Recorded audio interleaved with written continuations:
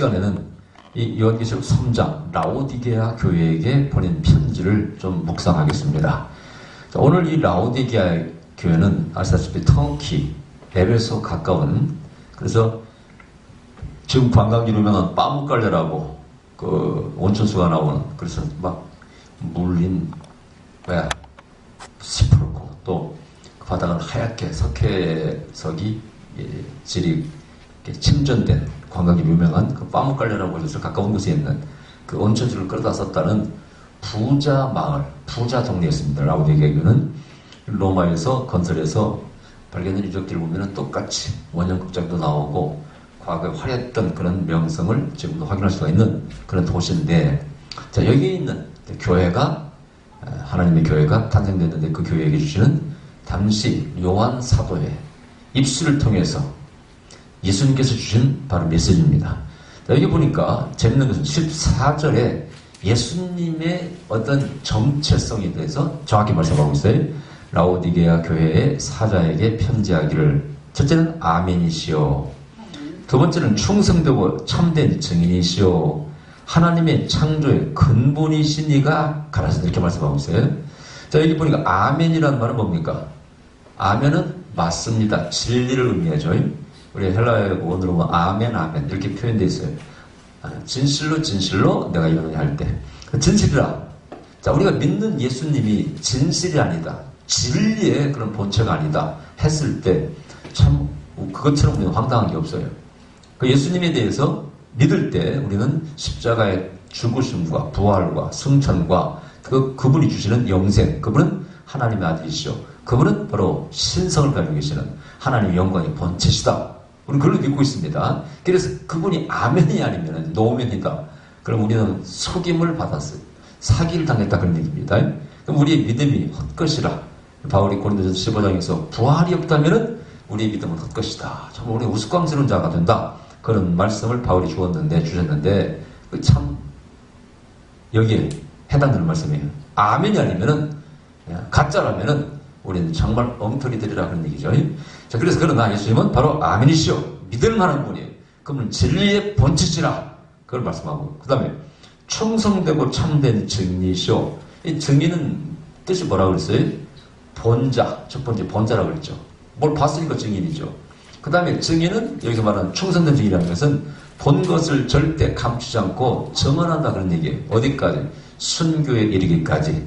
그래서 말투스란 그 증인과 순교자의 단어가 똑같이 이렇게 쓰임 받는 것은 바로 증인은 그 순교를 의미하기 때문에 그런 것입니다.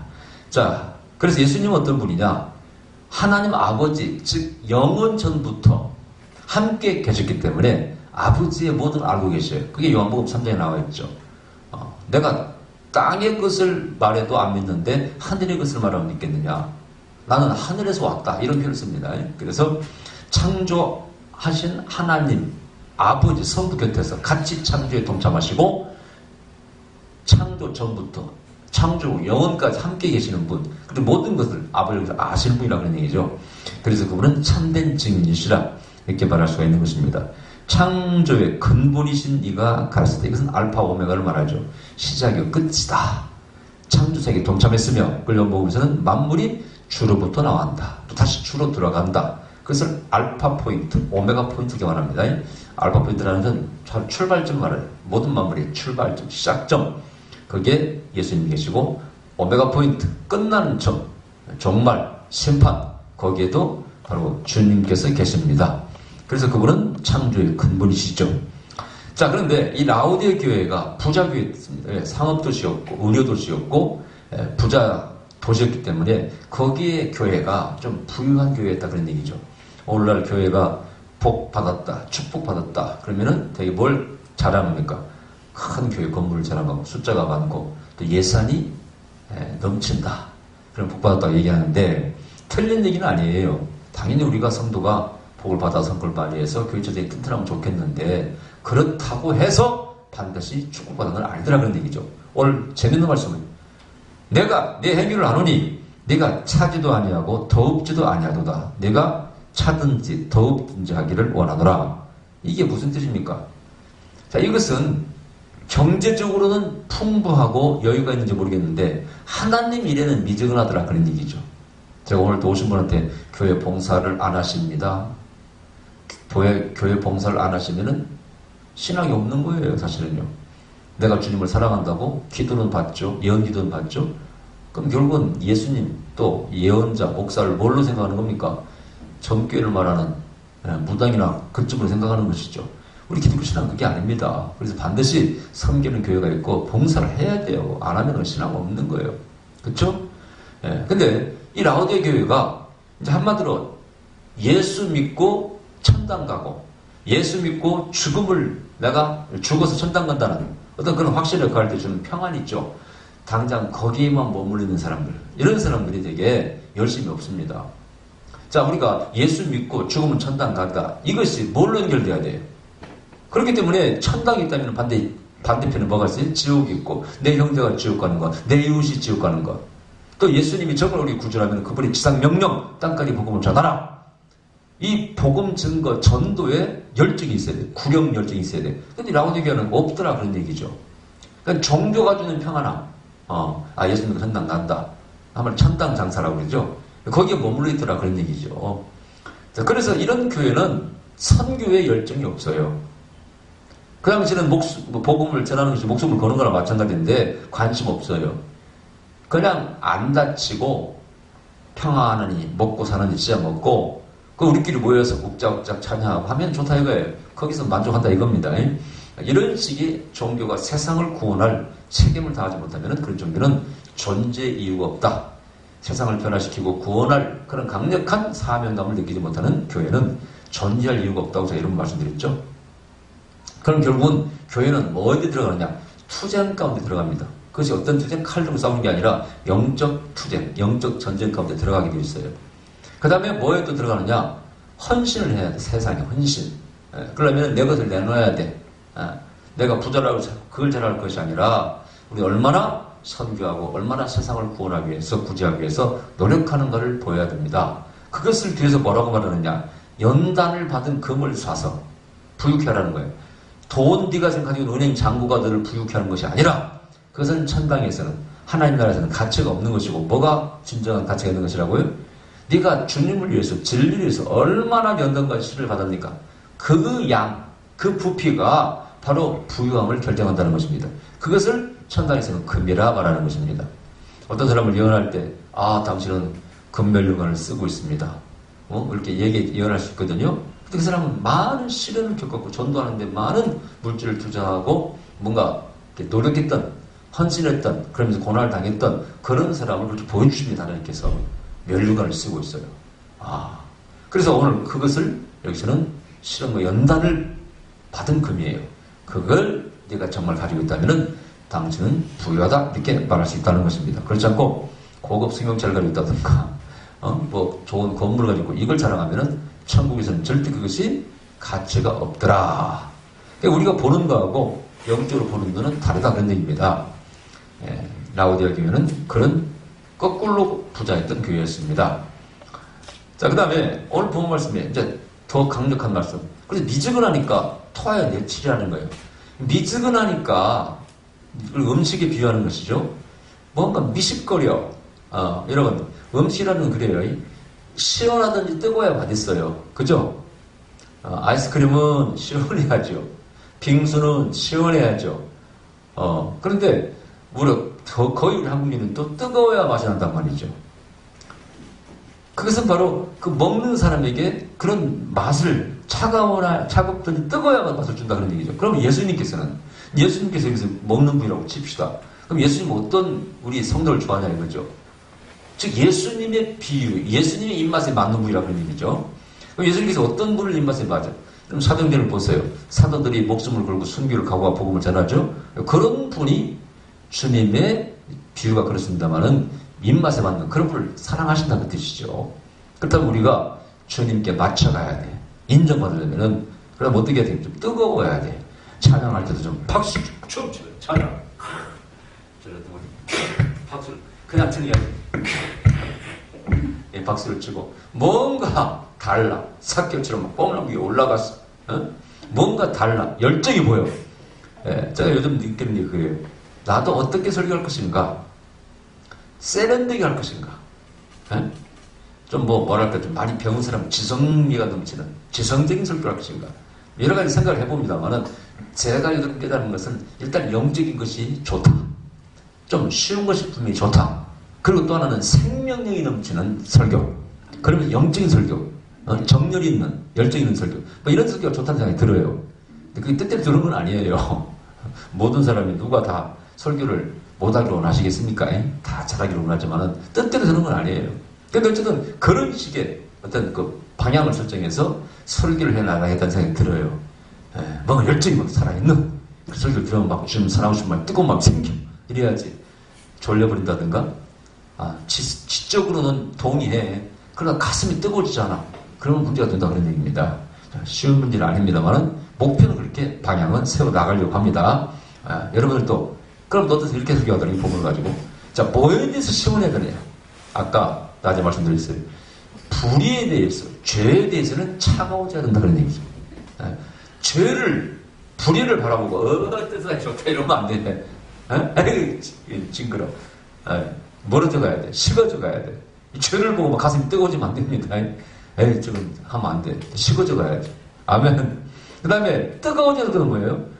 선행이나 사랑이나 전도나 뭐 구제나 뭐든 하는 기뻐하시는 그것은 뜨거워져야 돼. 여러분, 저는 영성운동회에서 한 가지 지금까지 해오면서 약 20년 동안 좋은 점은 뭐냐? 난 어디에서 하나님 역사하셔서 막 거기서는 병자가 나왔고 막 은혜가 많이 넘쳤다더라.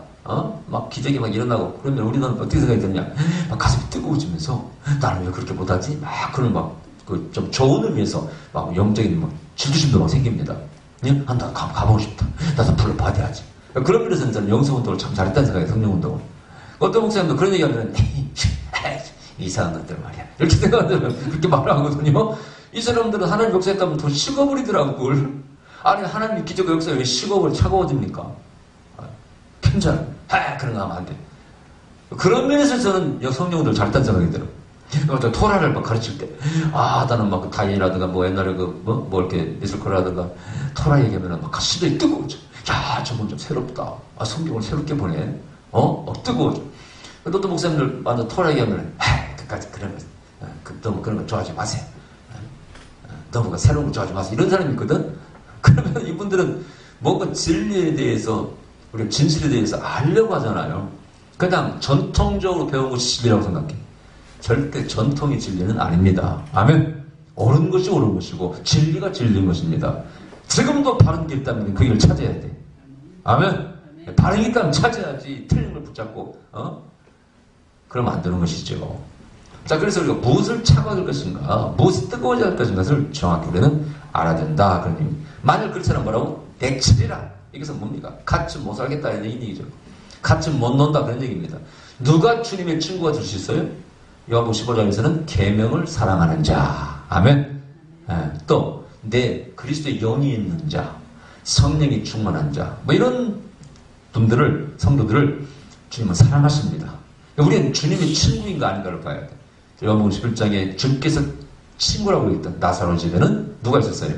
항상 인정해줬던 나사로가 있었고, 항상 말씀을 잘 들어주고 아멘했던 마리아가 있었고, 아이고 오셨어요 하고 그냥 부엌에 가서 오자마자 그냥 탁탁탁탁 맛있는 요리를 해내온 마르다가 있었기 때문에 그 베다니에 잘 가서 그 친구 다섯 집에 잘 들렸지 않습니까? 그래서 이런 것들이 바로 친구라 그런 얘기죠. 자, 가까이 하는 사람, 주님께서 가까이 하는 사람, 그런 사람이에요. 그냥 끄떡대면서 말이야 항상 은근히 비난하고 말이지, 삐딱하게 말이지, 할 듯 말 듯하고 말이지. 이런 인간들은 세상에서도 사랑을 못 받아. 그래요. 저도 성격이 딱 부러지는 성격이기 때문에 할 듯 말 듯하고 말이야. 미지근하고 상종하기가 싫었거든요. 만나기도 싫고 친구도 되기도 싫고 저도 너무나 그런 게 좀 분명해가지고 막 진짜 가까이 하기 싫어요.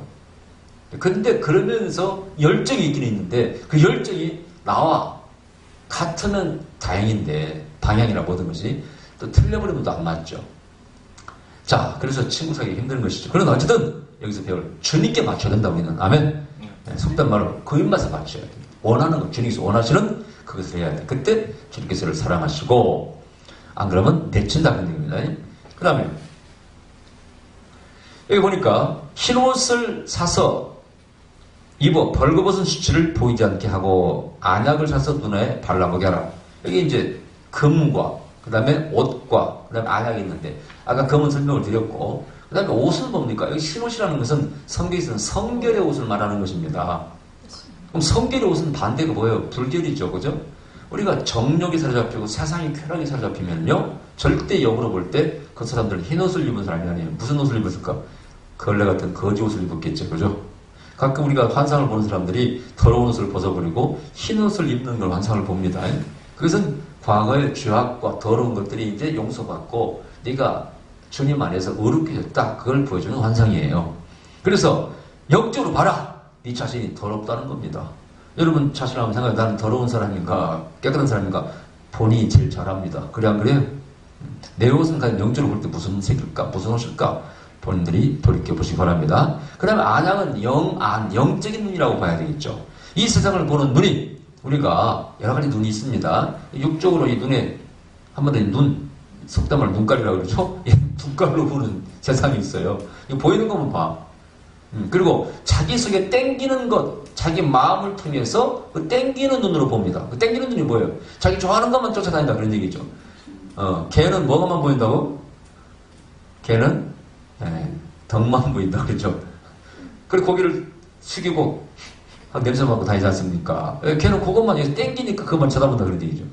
노름쟁이는 어디만 쳐다봐? 노름판만 잡고 다니지. 그렇죠? 술 좋아하는 사람은 맨날 술집 술만 바라보겠죠. 그죠?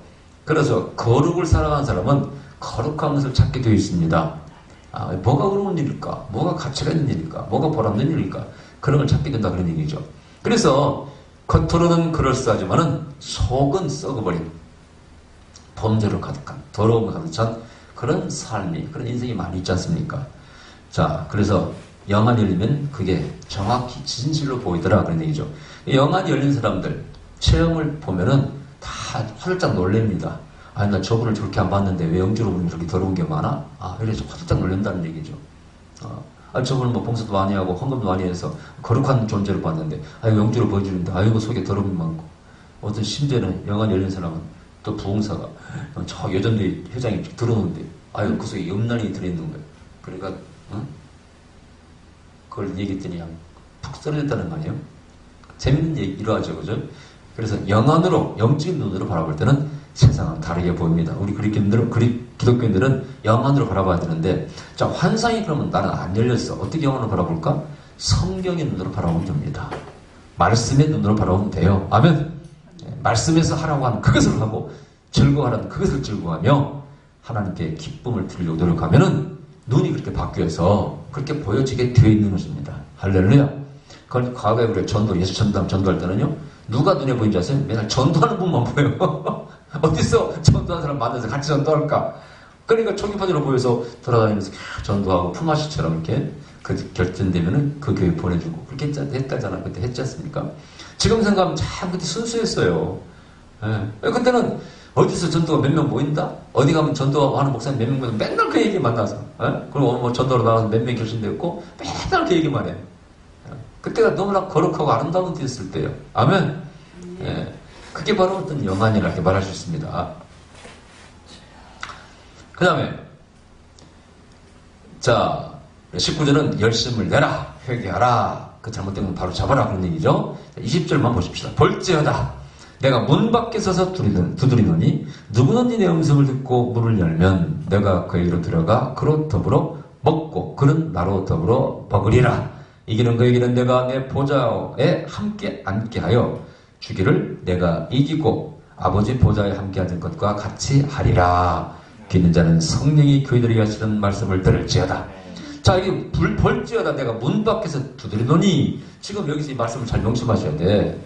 이 말씀은 앞에 말씀과 연결됐다는 겁니다. 그러면 지금 누구의 마음을 두드리고 있어요? 그렇죠. 라오디게아 교인들의 마음을 두드리고 있어요. 그럼 오늘날 바로 라오디게아 교회처럼 부유하고 겉으로는 물질적으로 부유하지만은 영적으로는 빈약한 가난한 그분들에게 좀 두드리고 있어 오늘. 야, 제발 문 좀 열어라. 나 좀 들어가자. 달을 좀, 이게 좀, 확대시키면은요, 교회가 큰 교회였는데, 주님 여기를 못 들어간다는 거예요. 예. 제가 말씀드렸잖아요. 인종차별 있는 교회, 무슨 영호남 지역감도 있는 교회, 그건 주님 못 들어갑니다. 야, 제발 문 좀 열사고, 나 좀 들어가자. 나는 너는 더불어 먹고, 넌 나는 더불어 먹자 좀.